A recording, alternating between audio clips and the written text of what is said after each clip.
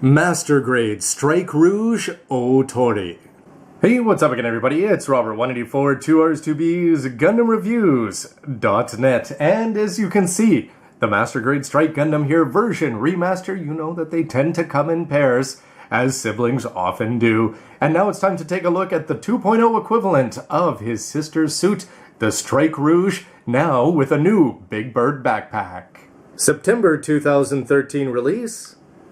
4,200 yen from Bandai, as you can see Cagalli's personal or mark over there on the shoulder, and just fantastic box art. This is going to be focusing on the Gundam, whereas the main cover is going to be all about that backpack there. As you can see the long name there written in Japanese down below.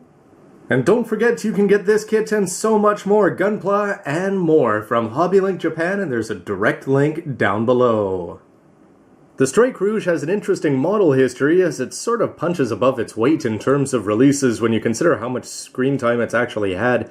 And that started back in April 2004 when we got, this was part of the Seed MSV line, but we got the Integrated Weapons System Pack, IWSP, attached onto the Strike Rouge with some seals looking very good. It was the kind of thing that we never actually got to see it in action, but it sure looked good, the IWSP, until we actually got to see the Seed remasters, where they threw it in as part of the eye catches, but it never got a 1/144th kit or a non-grade 1/100th.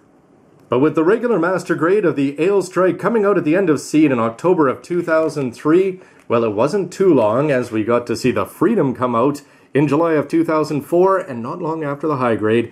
Here it is, the Strike Rouge. Yes, not all that exciting in the actual anime, but it came with the same catapult base, so we had the exact same features and weapons. You did get a Cagalli figure, but there it is with its more familiar weapon pack than what we actually saw as it was animated.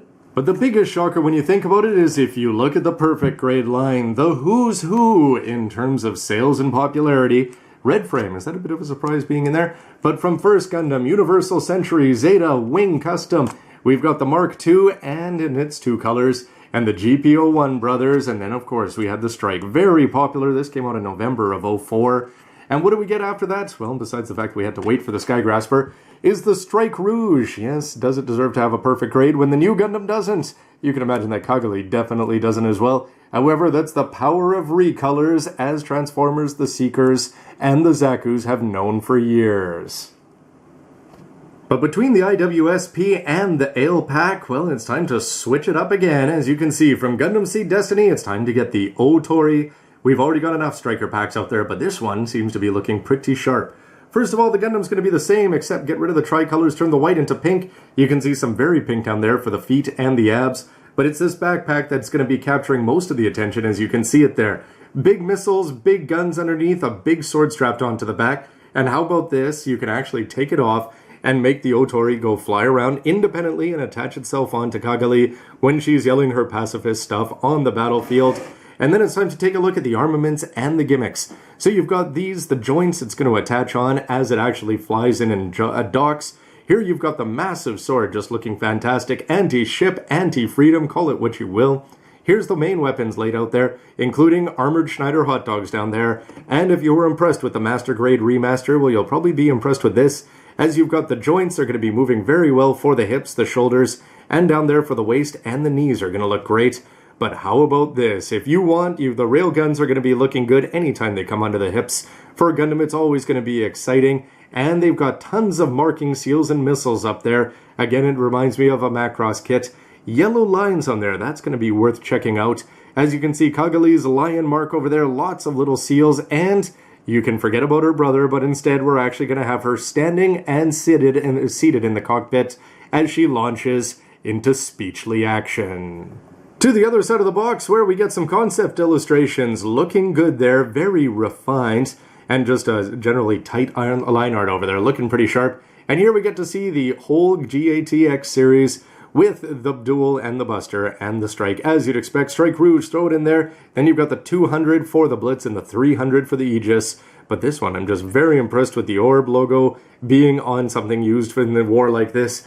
And here's the actual kit itself, and this is going to be unpainted, unlined, out of the box. So let's take a look over there. It's hard to make out if there's going to be any yellow on the actual shoulders themselves. That missile over the top is looking pretty fun, as is the fact that you've just got that nice light blue color over there. Some more information about the GAT X105 Strike. And of course, where is this all from? Well, you can check it out on YouTube and various places around the web.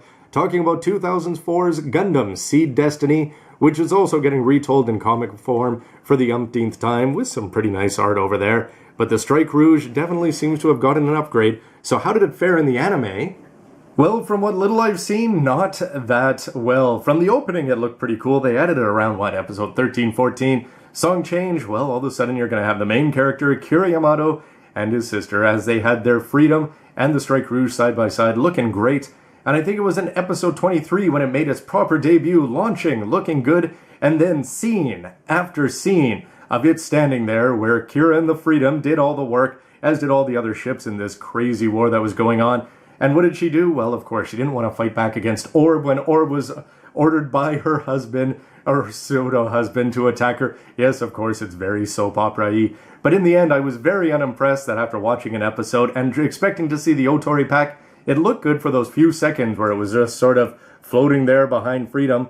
But in terms of action, nothing to be seen. Hopefully, if you watch past 23, they actually got to see it in action. I've only seen the one episode, so now the question is the Gunpla itself, is the model, is the design enough to make you do it if the anime hasn't really turned your crank so far? So it's inside the box we go, where you're going to be treated to right away. Some nice purple there, gray, big sword there, done up in nice blue to go along with some clear parts, more pink, and a fair bit of seals. Gray inner frame, white, some nice little pink parts already cut off there with a lighter shade of pink. Lots and lots of yellow seals there. White and black, that should be for the Ootori, as you've got the gray for the inner frame.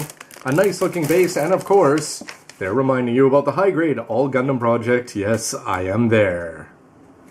When you look at the top of the sticker sheet, you might not be offended, as you've got your regular sights and your eyes and your camera lenses, a little bit of black there, a little bit of red, and then, yes, say goodnight, nurse there. Look how many yellow seals there are, all in 4 packs. Tons of them, as these are going to be going all over the wings and the missiles, and it's the kind of thing, it is incredibly thin. It would have been a little bit hard to pull that off, but that's what master grades are all about. Master grades today should be done all in plastic, you'd think. The fact that you have to rely on this many seals, I'm wondering, I'll probably put them on just for the sake of the review, but there's probably going to be quite a few people out there unimpressed with these, and they won't even bother to apply them. Would it be missing out by not having them? That's something you'll have to decide for yourself. But Bandai, of course, the Strike Rouge should be the afterthought compared to the regular Strike remaster, but this could have been done a lot better, and if you're designing the Ootori and you have to do it in seals, well, why not just design something that doesn't need the yellow in the first place? The Gundam decals might make you feel a little bit better there, as we've got Kusanagi in pink and white, Orb looking good. You can also see some kanji on there, and the Old English, no step, or you're going to get your foot blasted off by an anti-ship sword. And if that doesn't do it for you, well, how about for the marking seals down there? These are actually looking pretty impressive. A nice shade of purple there, Ootori, Orb, Kusanagi all over the place. Some nice ones that look very good on the shoulders. You can go mix it up and get a right shoulder deckled up as well there. Lots of little red stripes adding extra speed, unlike bullet holes, as you can see, or speed holes.